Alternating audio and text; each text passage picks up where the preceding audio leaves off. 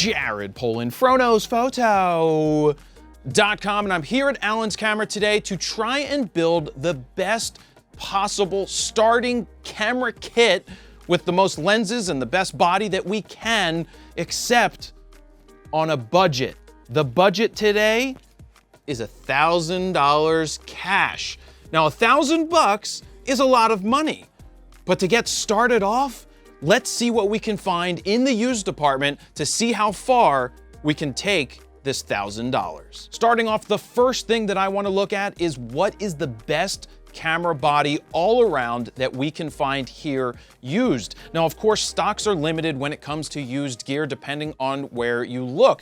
New stuff comes in, it goes out, people trade stuff in. Let's see what we can find here at Alan's Camera in terms of the best body for bang for its buck. I ended up going with this Nikon D5600.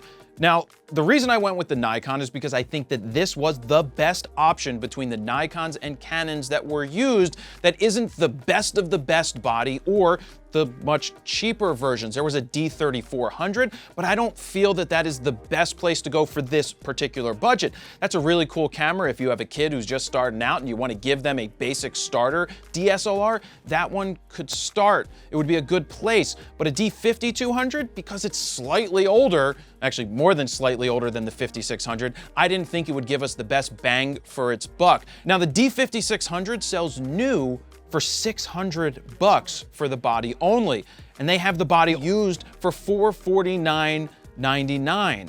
I think that this camera body is a great place to start. If they had a better option on the Canon side, I would have gone with it, but in this case, the 5600 was looking at me at $449, and I'm like, okay, that's gonna give me enough money to get some lenses to build out a nice starter kit. Now, let me say who this kit is really for. This is for somebody just starting out. This is for somebody who has kids running around. This is for somebody who has an interest in photography that may want to take it to the next level, but just needs a place to start.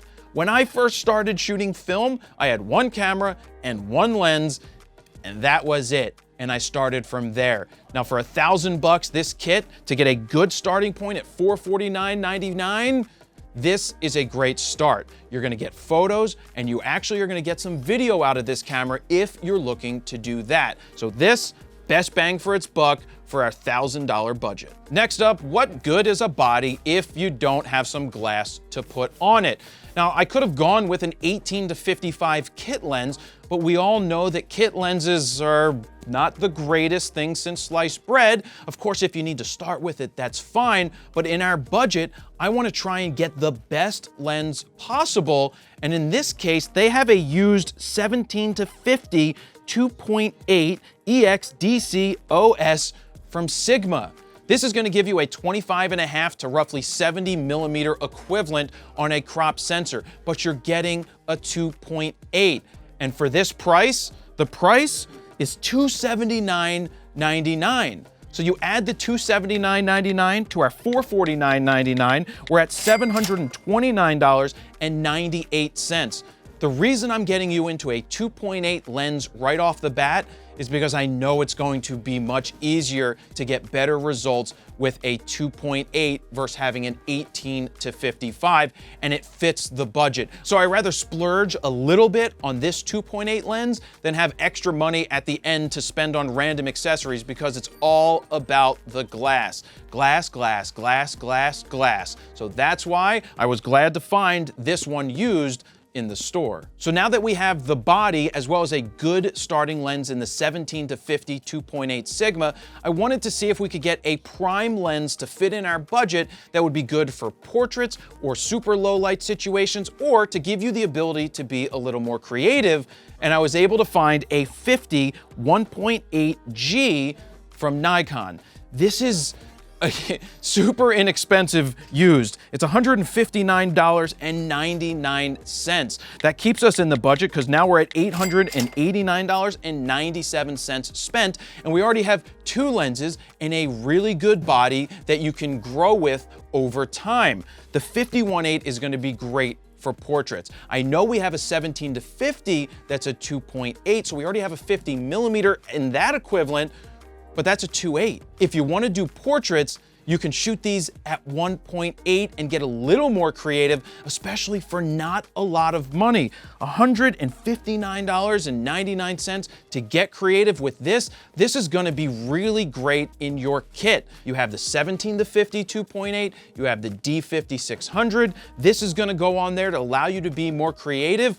I didn't have two lenses for over 2 years when I started shooting. I just shot with a 100 to 300 outdoors shooting sports, and it was a 5.6. It wasn't the greatest thing since sliced bread. You have to remember that when you're starting out, you're not always going to get the best of the best with Honor, Sir, glass, or equipment. But I think we're building a great kit for $1,000 because we are raiding the used department right now, and to have a 51.8 in the bag is definitely a great starting point. I do recommend putting this on the camera quite often so that you have to use your feet to zoom in and zoom out, and you're not just relying on that 17-50, because a 50 is a great lens to walk around with. Try to get some portraits of random people, try to get some street shots. It's gonna give you a 75mm equivalent on the DX crop sensor. So being that we have a little bit over $100 to spend, I wanted to see if we could get a zoom telephoto lens.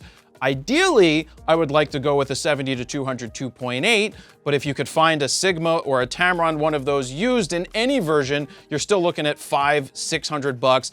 And honestly, that would blow our budget totally. So we need something. I think you need a zoom telephoto lens if you've got kids running around or you're shooting outside, because 50mm isn't really gonna give you that extra reach that you're looking for. So I pulled out this 55-300 because that's gonna give us some extra reach. It's not the greatest lens ever, it's just not. But if you shoot outside and the kids playing sports or doing whatever they're doing and you need it, then this is a great option. But now we need to check on the price of this lens. Brandon? $199.99. All right, let's add that to the budget. We're at $889.97 plus $199.99. That blows our budget because that puts us at $1089.96. So this lens is not an option. Let's go back and shop some more for a cheaper used zoom lens. Luckily, I found a 70-300 DX. This is an AFP lens and it's marked at $99 used. So 70-300, yes, we don't have the between range of 50 to 70, but that's like moving this far forward. If you just move your feet that far, that's filling that gap of 50 to 70. Don't worry about filling every single gap in lenses. They don't need to gap together when you're buying gear. This is a 70-300. This is gonna give you the equivalent of a 105 to 450mm zoom range. It's very similar to what I had when I started shooting film with a 100-300. It's a basic kit lens. It's $99. $99. Let's add that to our $889.97 plus $99 gives us $989.96. We are still within the budget, and we have 3 lenses, a 17-50 2.8, a 50 1.8G, and now a 70-300 basic kit lens for $99. I think this kit is shaping up pretty well. This is a solid starter kit. Now, the one thing we don't have yet is a memory card, and we have about $10 left to spend, and you can find SanDisk SD cards, 16 gigabytes, 32 gigabytes for anywhere between $5 and $10. And that would give us everything we need to get started. Now, I do want to mention that our total is $989.96.